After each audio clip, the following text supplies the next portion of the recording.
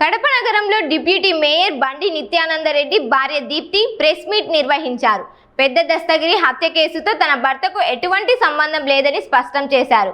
తన భర్తపై వస్తున్నవి కేవలం ఆరోపణలేని ఇది రాజకీయ కుట్రగా అభివర్ణించారు. రాబోయే ఎన్నికలను దృష్టిలో పెట్టుకొని కేసును తమపై మోపుతున్నారని ఆరోపించారు. పోలీసులు నిష్పక్షపాతంగా విచారణ చేయాలని కోరుతూ తన భర్త ఎక్కడ ఉన్నా తిరిగి వచ్చి చట్టపరంగా సహకరిస్తారని తెలిపారు. వారం రోజుల నుంచి జరుగుతున్న పెద్ద దస్తగిరి గారి హత్యా కోణం గురించి చర్చకు పిలిపించాము. కానీ మెయిన్ విషయము స్టార్ట్ అయిన కాన్సెప్ట్ వేరు. అంటే ఇనిషియల్ గా దాని హత్యకు గల కారణాలు వాటిని ప్రజెంట్ చేసిన విధానం వేరు. కానీ రాను రాను అది ఒక పొలిటికల్ రంగును పులుముకుంటూ ఈ రోజు బండి నిత్యానందరెడ్డి అనబడు నా భర్తను సింగిల్ టార్గెట్ కింద అది దాన్ని సింగిల్ ఓరియంటెడ్ గానే దాన్ని కవర్ చేస్తున్నారు. సో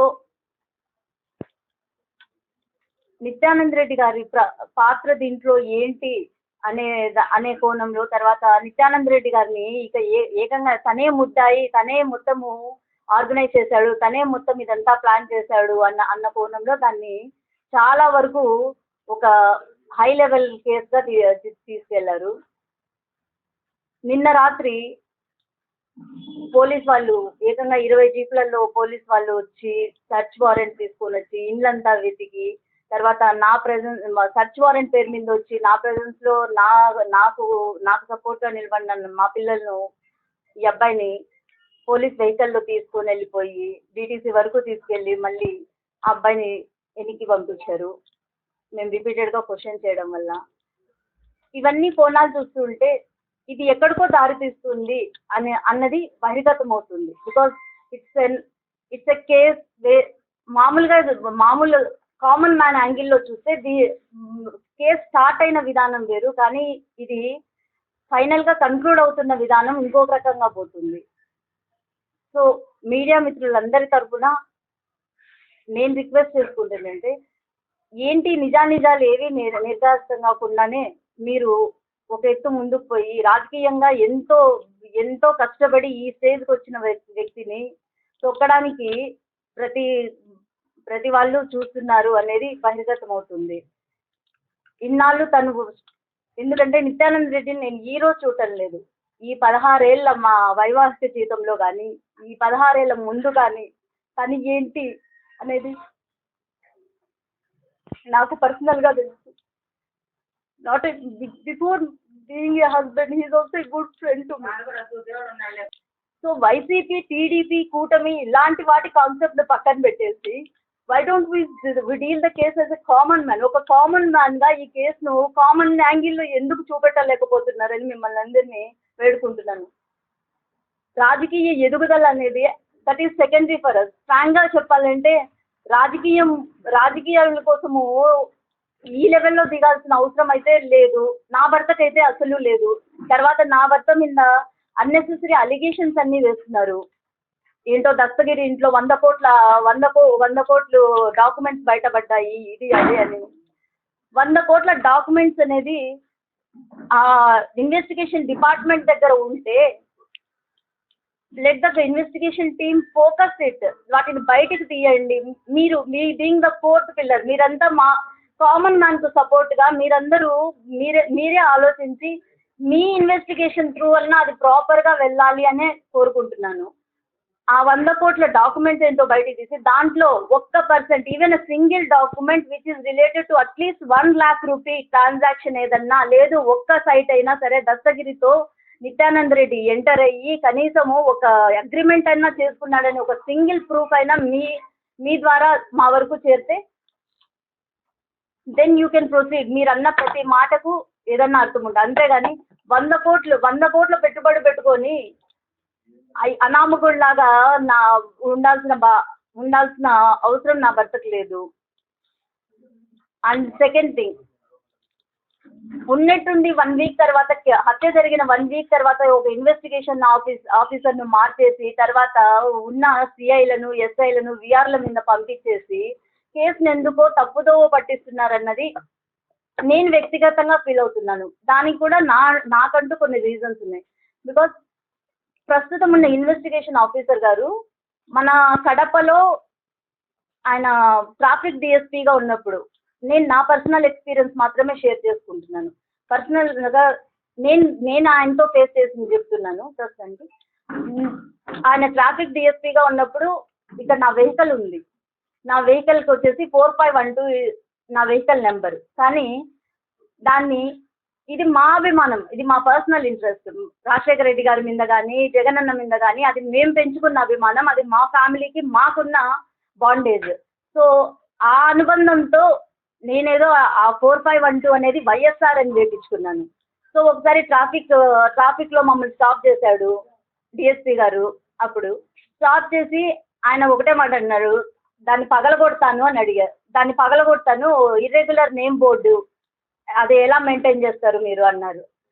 అంటే నేను అక్కడే అడిగాను, సార్ మీరు చలాన్ రాస్తున్నారు కదా, రాయండి sir, I'm ready to pay the challan, okay I accept irregular name board, కానీ మీరు చలాన్కు I'm not violating your rules అనేది కూడా ఓపెన్గా చెప్పాను ఆయనకు అక్కడే. ఆ మాట అంటున్నాను. నేను ఒక లేడీని, నేను కార్లో ఉన్నాను, నేను ఆయనతో బయటికి దిగి చెప్తున్నాను, అదేదో నేను అభిమానంతో రాస్తున్నాను, నేను చలాన వెయ్యండి sir, I'm ready to pay. అప్పుడు ఆయన నా ముందరే ఆ నా కొడుకు ఈ నా కొడుకు అంటూ నా భర్తను సంబోధించి, వీళ్ళు రెడ్లు, పేరుకు మాత్రమే రెడ్లు, కానీ వీళ్ళకు ఏముండదు, ఆ ముండ నా కొడుకుని చూసుకొని ఇప్పుడు ఇంట్లో ఆడోళ్ళు కూడా ఈ మాట ఆయన అంటుంటారు. సార్ మీరు ఈ మాటలు అనడం వల్ల నాకేమన్నా చలానా తీసేస్తారా, లేకుండా ఫ్రీగా నన్ను ఏమైనా పంపించేస్తారా? మీరు మీరు రాసిన చలానాకు నేనైతే ఫైన్ వేస్తున్నప్పుడు మీరు నా భర్తను పట్టుకొని ఆ ముండ నా కొడుకు ఈ ముండ నా కొడుకు అని మాట్లాడడం పద్ధతి కాదు కదా అని ఆ రోజు నేను ఆయన ఇక్కడ ట్రాఫిక్ డిఎస్పీగా ఉన్నప్పుడు ఆ రోజు మా ఇద్దరి మధ్య ఈ వివాదం జరిగింది.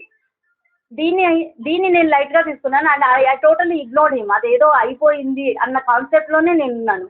నిన్న ఇక్కడ ఆంధ్రజ్యోతి ధర్నా జరిగే టైంలో ఒకవైపు బీయింగ్ నగరాధ్యక్షులుగా నేను పార్టీ తరఫున ఏదో ధర్నాకి వెళ్ళాను. ఆయన ఉన్నాడు, మేము ఒక సైడ్ చెప్తున్నాము, సార్ మేము శాంతియుతంగా ఏదో ధర్నాకు వచ్చాము. ఒకటి మనకు తెలుస్తుంది, ఎదుటి మనిషి మనం చూసే విధానం తెలుస్తుంది, అతని మాటల పద్ధతిలో తెలుస్తుంది. ఆయన ఏదో మైండ్లో పెట్టుకొని ఏదో దాన్ని లేదు నిత్యానంద రెడ్డే టార్గెట్ అన్నట్టు, ఈవెన్ ఆయన వైఫ్ ఒక లేడీని నన్ను అంత ఇన్సల్టింగ్గా ఆయన మాట్లాడుతున్నాను. నేను ఆయన రిక్వెస్ట్ చేసుకుంటున్నాను, ఓకే నువ్వు ధర్నా వద్దంటున్నావు, సరే బ్యారికేడ్లు జరపద్దు ఏమన్నా, కానీ ముండలు గిండెలు అని నువ్వు అక్కడ నా ముందరే నువ్వు అంత నిర్మోహమాటంగా మాట్లాడుతున్నప్పుడు that is the second incident. అంటే ఇంతకుముందు నువ్వు అదే చేసావు, నా కొడుకు నిత్యానంద రెడ్డి, ఆ ముండా కొడుకు వాడు రెడ్డి అని ఒక హై ఫీలింగ్, వాడికి చలామణి అవుతుందని వాడిని చూసుకొని వాడి పెళ్ళాం కూడా లాస్ట్కి నోరిపడం అన్నట్టు ఆయన ఆ రోజు మాట్లాడడము. దాన్ని సీరియస్గా నిన్నటి వరకు నిన్న ఆయనను చూసేంత వరకు సేమ్ పర్సన్, అదే పర్సన్ ఈయన నిన్న ధర్నాలో ఉన్న పర్సన్ ఈయన అనేది నేను టాలీ చేసుకోలేకపోయినా. తర్వాత మొత్తం అంతా ఇప్పుడు ఇదంతా ఈ సీన్ అంతా ఒకసారి సినారియో అంతా ఒకసారి సీక్వెన్స్లో పెట్టుకుంటే ఆ సీక్వెన్స్ ఆఫ్ ఇన్సిడెంట్స్ అన్న ఆయనకు ఉన్న మనస్పర్ధలు ఏమన్నా మా హస్బెండ్తో ఉన్నాయేమో అవన్నీ ఎందుకో కొంచెము సందేహాత్మకంగా ఉన్నాయి. కాబట్టి మీ ద్వారా నేను రిక్వెస్ట్ చేసుకుంటుంది ఏంటంటే ఈ ఇన్వెస్టిగేషన్ ఆఫీసర్ ఉన్నంత వరకు ఇలానే ఉంటుంది అనేది మాకు కన్ఫర్మ్ అయింది. ఆయన ప్రెజర్ చేసి అందరినీ ఇరికించాలని, బికాజ్ పట్టుబడిన 11 మంది నుంచి ఎలాంటి వాగ్మూలము మా వరకు అంటే మా ప్రజెన్స్లో కానీ ప్రజల that is somewhat which is recorded with in the DTC లోపల వాళ్ళ చేత తీసుకున్న రిమాండ్ వాంగ్మూలం అది. ఆ రిమాండ్ వాంగ్మూలానికి అంత బలాన్ని చేకూరుస్తూ పత్రికలన్నీ అంత గట్టిగా అంత దుర్మార్గంగా ముఠా నాయకుడు, ముఠా అధిపతి డబ్బులు ఇచ్చి చలామణి చేపించాడు, మొత్తం కాన్స్పిరసీ అంటే ఏదో నార్మల్గా జరిగిన ఒక చిల్ల అల్లరి, ఓకే అది అల్లరి జరిగినప్పుడు కూడా అంత ఓపెన్గా దస్తగిరి వాళ్ళ వైఫ్ అండ్ పిల్లలు కూడా అంత మేము ప్రొటెక్షన్ అడిగాము పోలీస్ డిపార్ట్మెంట్ వాళ్ళను, తాలూకా వాళ్ళను, మాకు వాళ్ళ నుంచి లైఫ్ థ్రెట్ ఉంది, మీరు మాతో పాటు రిమ్స్కి రండి అని అడిగితే ఒక్కరు కూడా ఏమైతుంది పో అన్నారు. అంత చిన్నదానికి నువ్వు ఎందుకు అంత ఆలోచిస్తున్నావు వెళ్ళు అన్న. అక్కడ మీ వైఫల్యాన్ని మీరు పక్కన పెట్టుకొని ఆ జరిగిపోయిన తర్వాత ఇప్పుడు దాన్ని అంతా టోటలీ దాన్ని మార్చేసి అదేదో పొలిటికల్ డ్రామా, అదేదో వైసీపీ నాయకులు అసలు మరి దస్తగిరి ఆ అన్నతో మాకు చాలా మంచి అనుబంధం ఉంది. కానీ ఏ రోజు ఈ రియల్ ఎస్టేట్లో దీనిలలో లేదు. ఆడికి మొన్న కూడా ఆయన చనిపోయిన 2 రోజుల ముందు అక్కడ పార్టీ ఆఫీస్లో కొలిస్తే ఆయన నిర్మోట, మీ ఆయన మమ్మల్ని ఎందుకు నమ్ముతాడమ్మా, చూడమ్మా అన్నీ తీసుకుపోయి ఎవరికో ఇస్తాడు, మా దగ్గర కూడా 2 సైట్లు. It is his business. ఆయన ఒక రియల్ ఎస్టేట్ బ్రోకర్. ఆయన చేసే పనే అది. ఆయన నలుగురికి 4 స్థలాలు అమ్మాలి, అవి జెన్యున్ స్థలాలు అమ్ముకుంటాడు, ఆయన ఏదో లాభం పెట్టుకుంటాడు. That is the common thing which happens ఒక రియల్ ఎస్టేట్ బిజినెస్లో. ఇవన్నీ కామన్. కానీ నేను అడిగేది ఏంటంటే ఆయన ఇంట్లో బయటపడిన డాక్యుమెంట్స్లో మాకు సంబంధించి నిత్యానంద రెడ్డి పేరు మీద ఒక సింగిల్ డాక్యుమెంట్ అయినా ఉందా? ఉంటే దాన్ని యాజ్ ఏ, బికాజ్ మీరు మీడియా పోలీస్ డిపార్ట్మెంట్ చూపెట్టేది, మీడియా చూపెట్టేది, that's the only motive without any case. All are totally పెట్టిన 5 సివిల్ కేసెస్, ఆ 5లో 4 కేసులు కొట్టేశారు. All are closed. మీరు రోజుకు మీరు ఈరోజు కెమెరాల నుంచి సెల్ ఫోన్కు దిగినారు. సో సెల్ ఫోన్లో ఉండే ఒకే ఒక ఫ్లెక్సిబిలిటీ ఏంటంటే మీరు చేసే ప్రతి పని with in faction of seconds they will reach to everyone. అలానే అంత టెక్నాలజీ డెవలప్ అయిన దాంట్లో మీరు ఒక సీసీ నెంబర్ కొట్టి ఆ కేసులు మీరు వేస్తున్నారే, ముఠా నాయకుడు అంటూ ఇన్ని క్రిమినల్ కేసులు ఉన్నాయంటూ పత్రికలన్నీ అంతగా నిన్నటి నుంచి మారు మోగిస్తున్నారు. అవన్నీ కేసులు ఒక్కసారి నిజంగా గుండెల మీద చేయి పెట్టుకొని చెప్పండి. You should be the guidance to the people. Common man ఏమనుకుంటాడు? ఇప్పుడు ఎవరైనా ఏదైనా నడిపేటప్పుడు అన్న చెప్పాడంటే జెన్విన్లే, అన్న చెప్పినాడంటే అన్న చూసింటాడు, వీళ్ళు రాశారంటే ఇది జెన్విన్లే అన్న స్టేజ్లో ఉన్న కామన్ పీపుల్కు మీరు మీడియాలో నిన్న వచ్చిన కథనాలు చూస్తే ఎంత దారుణంగా ఉన్నాయంటే, వాళ్ళు హైలైట్ చేసిన కేసెస్ 5 ఇవే. మీరు వెళ్ళండి కడప డిస్ట్రిక్ట్ కోర్ట్ ప్రొసీడింగ్స్ అని చెప్పేసి Kadapa district court website open చేసి ఆ 5 కేసులను మీరు ఆ నెంబర్లతో సహా ఇచ్చారు. ఆల్రెడీ డిపార్ట్మెంట్ వాళ్ళు, తర్వాత మీడియా వాళ్ళే వేశారు. ఆ ప్రొసీడింగ్స్ పెట్టారంటే మీకే తెలుస్తుంది వాట్ ఈస్ దట్ కేస్. అంటే సమైక్యాంధ్రలో పోరాటం చేయడం తప్ప? ప్రతి ఒక్కరం చేశాము, అందరము పాల్గొన్నాం. మీలో కూడా చాలా మంది పాల్గొని ఉంటారు. ఒక స్టూడెంట్ కానించి ప్రతి ఒక్కరు పాల్గొన్నారు. సో దాంట్లో నాకేం, I support my husband in that case. నా తండ్రి దాంట్లో పార్టిసిపేట్ చేశాడు. సమైక్యాంధ్ర జేఏసీ కన్వీనర్గా నా తండ్రి దాన్ని నడిపాడు. సో దాంట్లో ఉన్న 3 కేసులు సమైక్యాంధ్ర కేసులే. ఒక కేసు మొన్న ఎలక్షన్ టైంలో జరిగినది, ఒకటి ఏదో ర్యాష్ డ్రైవింగ్ అంటారు. వాటన్నిటిని ముడిపెట్టు, అదొక కోణం. Criminal proceedings, prolonged criminal proceedings అన్ని అంటున్నారు. ఎలా అవి క్రిమినల్ ప్రొసీడింగ్స్ కిందకి వస్తాయి? క్లియర్గా they are the civil cases అనేది ఆడ క్లియర్గా ఉంది. సివిల్ నెంబర్ ఉంది దానికి. సో ఏది రాస్తున్నాము, ఏది రాసేది ఎక్కడ ఎఫెక్ట్ కొడుతుంది? మీరు రాసే కథనాలు, మీకు ఫ్యామిలీస్ ఉన్నాయి. ఈరోజు నా కూతురు తను సక్సెస్ఫుల్గా తన ఇంటర్మీడియట్ ఫస్ట్ ఇయర్ కంప్లీట్ చేసుకొని 500కి 486 మార్కులు స్కోర్ చేసుకొని తను హ్యాపీగా తన తండ్రితో గడపడానికి ఏదో హాస్టల్ నుంచి ఇంటికి వచ్చింది. కానీ దీన్ని పూర్తిగా డైవర్ట్ చేసేసి even she's not in a condition to sit and talk to him for even 10 minutes. అంటే తన తండ్రితో ఒక 10 నిమిషాలు కూర్చొని మాట్లాడడానికి కూడా తను లేకుండా జరిగిపోయింది. అడిగింది ఏం లేదు, ఒక సర్చ్ వారెంట్ తీసుకొచ్చారు. They want to see all the documents whatever are available. ఇంట్లో ఉన్న డాక్యుమెంట్స్ అన్ని మేము చూడాలనుకుంటున్నాం అన్నారు. సర్చ్ వారెంట్ చదివిన తర్వాత ఓకే నా we don't have any objection అన్నాము. ఒకటే చెప్పారు, మీరందరూ ఇక్కడ కూర్చోండి. ఉండింది నేను ఒక్కదాన్ని, తర్వాత వీళ్ళు 4 అబ్బాయిలు ఉన్నారు. ఆ అమ్మాయి ఏదో నన్ను పరామర్శించడానికి వచ్చింది. మమ్మల్ని మా సెల్ ఫోన్స్ అన్నీ అక్కడ టేబుల్ మీద పెట్టించి మమ్మల్ని మీరు ఎక్కడికి కదలకుండా ఇక్కడ కూర్చోండి అన్నారు. సరే కూర్చున్నాం. నాకేం అబ్జెక్షన్ లేదు సార్, వెళ్ళి సర్చ్ చేసుకోండి అని చెప్పాము. మొత్తం అన్ని అల్మారాలు అన్నిట్లో అన్ని బట్టలతో సహా అన్ని సర్చ్ చేశారు, అన్నీ తీశారు. ఏమేమి డాక్యుమెంట్స్ కనపడ్డాయో విత్ జిరాక్స్ సెట్స్. ఈవెన్ నేను అడ్వకేట్గా, I'm an advocate basically. So నా కేసుకు సంబంధించినట్టు కూడా అన్ని ఎత్తుకుపోయారు. ఏ జిరాక్స్ సెట్స్ కూడా వాళ్ళు వదలలేదు. ఈవెన్ హౌస్ కన్స్ట్రక్షన్కు నేను పెట్టిన గోల్డ్ లోన్స్ కానీ, నా పేరు మీద ఉన్న గోల్డ్ లోన్స్, మా పాస్బుక్లు అన్నీ తీసుకెళ్లారు. We are ready, we have accepted. Okay, మాకు తెలుసు, మేము this is not any illegal thing. వాళ్ళు వచ్చి సెర్చ్ చేసి తీసుకెళ్లడం అవన్నీ మేమేమి అవుట్ ఆఫ్ లా అనటం లేదు. We avoid to the law. So మేమేం అబ్జెక్షన్ చెప్పలేదు. అన్నిటినీ వాళ్ళు వేసుకుంటున్నారు, రాస్తున్నారు. ఇద్దరు విఆర్ఓలు వచ్చారు, వాళ్ళ సమక్షంలో ఈ డాక్యుమెంట్ నెంబర్ రాశారు.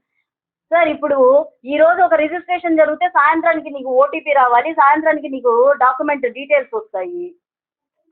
అగ్రిమెంట్ కాపీ కాడి నుంచి, బ్లాంక్ అగ్రిమెంట్స్ కాడి నుంచి ఏమున్నా కూడా ప్రతి ఒక్క దాన్ని క్లియర్గా విఆర్ఓ సమక్షంలో అన్ని రిజిస్టర్ చేసి రాసుకొని పంచనామా చేసి తీసుకెళ్లారు. దానికి మా నుంచి మేము ఏ అబ్జెక్షన్ చెప్పలేదు, ఏమీ లేదు.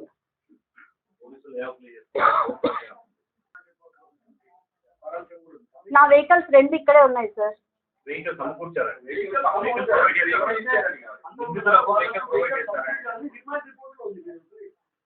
రిమాండ్ రిపోర్ట్ ఉంది సార్. ఇప్పుడు డిటీసీలో పెట్టి ఇప్పుడు అవును సార్. నిన్న ఈ అబ్బాయి ఇక్కడ ఉన్నాడు, నేను రాను, మీరు వెళ్ళండి బెడ్రూమ్లోకి, I don't have any objection అని చెప్పాను. లేదు మేడం మీరు ఖచ్చితంగా రావాలి అని చెప్పి నన్ను తీసుకెళ్ళారు. నేను లోపలికి వెళ్తూనే డిఎస్పీ సార్ 5 మందిని పంపించి ఈ అబ్బాయిని హాల్లో నుంచి తీసుకెళ్ళాడు. దారిలో ఈ అబ్బాయిని అసాల్ట్ చేసి ఆ అబ్బాయికి నువ్వు మర్యాదగా ఒప్పుకుంటావా లేదా, నువ్వు 5 లక్షలు లెక్క ఇచ్చినాడు నిత్తన్న నాకు, నేను వెళ్ళి 5 లక్షలు నరేంద్ర అనే ఇల్లోడికి ఇచ్చాను అన్న మాట నువ్వు ఒప్పుకోకపోతే నిన్ను కేసులో ఇరికిస్తాము అని ఈ అబ్బాయిని కాళ్ళకేసి లాఠీలతో కొట్టారు నిన్న నైట్. అంటే మా అందరి ప్రజెన్స్లో నేను గట్టిగా, మీరు సర్చ్ వారెంట్తో వచ్చి ఆ అబ్బాయిని అరెస్ట్ ఎలా చేస్తారు, నా ప్రొటెక్షన్ కోసం నేను పెట్టుకున్నాను ఆ అబ్బాయిని నా దగ్గర, నేను ఒక్కదాన్ని ఉన్నానని చెప్పి ఆ అబ్బాయిని. సో అని నేను రిపీటెడ్గా వాళ్ళను 4-5 సార్లు క్వశ్చన్ చేస్తే ఆయన సిఐ గారు డిఎస్పీ గారికి ఫోన్ చేసి మేడం కంటిన్యూస్గా అడుగుతున్నారు సార్ అంటే, చెప్పు పక్కనే ఉండామని చెప్పి పక్క సందులో మాట్లాడుతున్నాంలే. అబ్బాయికి రిపీటెడ్గా కాల్స్ వచ్చాయంటే ఈ అబ్బాయి he is the personal assistant for him when he was the deputy mayor. ఆ టైంలో చూశాడు. సరే డిప్యూటీ మేయర్ పదవి అయిన తర్వాత మేము he is a salary based employ to us frankly, and he is a family to us. కాబట్టి తను ఉన్నాడు, తను ఆ పని అయిపోయింది, ఇంటి పని చూసుకుంటున్నాడు. ఇంట్లో జరిగే ఒక పెయింటింగ్ కానించి ఒక ఇంటీరియర్ డిజైన్ వర్క్ కానీ ప్రతి ఒక్కటి నిత్యానంద రెడ్డికి ఆయన లైవ్ అప్డేట్లోనే ఉంటాడు. కాదంటారు, అవును రోజుకు 100 ఫోన్లు ఈయనకు వస్తాయి. బికాస్ ఇంట్లో ఏ పెయింట్ వేయించినా ఎక్కడ సీల దిగాలన్నా నిత్యానంద రెడ్డి చాలా కాంప్లికేటెడ్ పర్సన్, అవన్నీ ఒప్పుకోడు అనమాట. వాస్తులు ఇవన్నీ బాగా నమ్మేవాడు. సో ఆ భయంతో ఇప్పుడు ఏ చిన్నది చేయాలన్నా, ఏ ఇంటీరియర్ ఏదన్నా కర్టన్ మార్చాలన్నా ఆ అబ్బాయి నిత్యాకి ఫోన్ చేసేసి అన్న ఇది పెట్టిస్తున్నా, ఏసీ ఈ యాంగిల్లో పెట్టించాలన్నా, ఇవే జరుగుతున్నాయి 1.5 month నుంచి హౌస్లో. సో ఆ పనుల మీద తను రిపీటెడ్గా తనతో కాంటాక్ట్లో ఉన్నాడు. కానీ దాన్ని ఇంకొక కోణంలో చూస్తే ఎలా సార్? ఫైనల్గా ఫొటోస్ ఇవన్నీ బర్త్డేకి వచ్చారు, కేకులు తినిపించారు, వాళ్ళందరితో కాంటాక్ట్స్ ఉన్నాయి అంటే ఇట్స్ టోటలీ ఇర్రెలవెంట్. రోజుకు 1,00,000 మంది వస్తారు.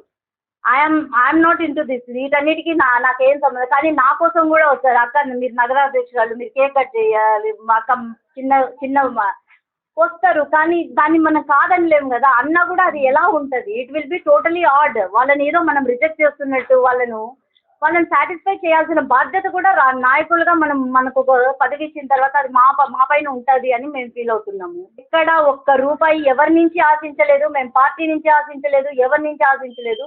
మా స్వచ్ఛార్జితంతోనే తను ప్రతి ఒక్కరితో మీరు జనరల్ కామన్ పీపుల్ని మీరు ఎంక్వైరీ చేసినా నిత్యన్న అలాంటి వాడు కాదు అనే చెప్తారు ఎవరైనా. కాబట్టి తన మంచితనంతో తన కృషితో ఇంతవరకు ఎదిగాడు. ఇప్పుడు వస్తున్న లోకల్ బాడీ ఎలక్షన్స్ను దృష్టిలో పెట్టుకొని ఇది కూటమి వాళ్ళు చేస్తున్న తప్పిదంగా కూడా నేను కొంచెం కన్సిడర్ చేసుకుంటున్నాను.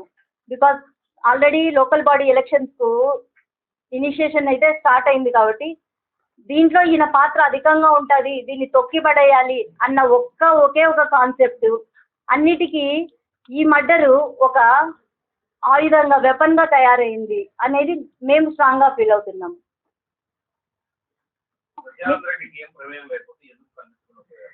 అదే చెప్తున్నాను సార్.